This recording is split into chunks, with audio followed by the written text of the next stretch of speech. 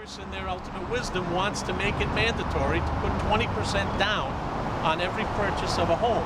Now, if you can't go that route, our median price here in Rhode Island is $205 right now. That's $40,000 you need to come up with as a down payment.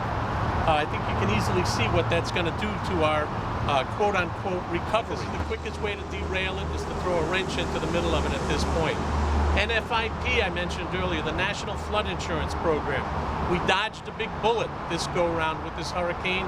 Everybody here will probably remember last year in the spring, and most of this area we're in now was underwater. Malls were closed, highways were closed, businesses were closed. The National Flood Insurance Program is set to expire the end of September. We are working, we are trying. When I say we, I mean everyone standing here in the Realtor Association, especially on the national level, to get that extended maybe for... Just as we almost faced a perfect storm this weekend, we're now facing a perfect storm as far as people's opportunity to own homes. The mortgage interest deduction is under attack. The ability to own a home may be much more costly for people in the future, and far less people will be able to own a home.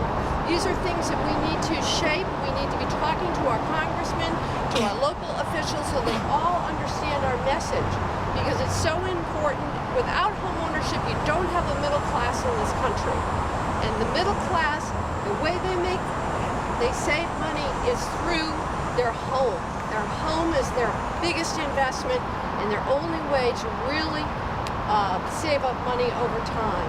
So I think it's a really important message, and it's one we need to get out before that Budget Deficit Commission decides home ownership isn't important anymore. It's almost 100 years now that this mortgage interest deduction has been in place. It's one of the key benefits of home ownership, and it's what allows most of the people in the middle class, which is most of us standing here today, the ability to buy a home.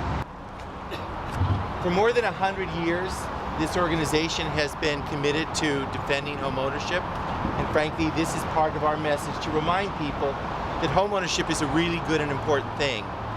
When the nation was founded, they talked about property rights as being part of our tradition. And frankly, if we as a country believe in self-reliance, and I think this week with the hurricane, we really understand self-reliance, because I don't have power at my house. I imagine most of you don't have power at your house, but you're figuring out how to get through.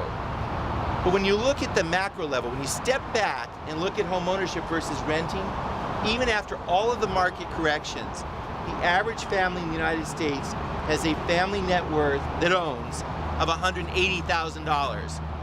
The average family with obvious demographic difference that rents has a family net worth of $4,600. So just on an economic point of view, it has advantages for families. But for society, neighborhoods and communities that have high home ownership rates have better school results, they have lower crime rates, and frankly, they are more dynamic, more creative, and have great opportunities. So what we're trying to do is remind people that for more than 200 years, home ownership has been an important priority of this country, and it's something we need to make sure is available for our children and grandchildren.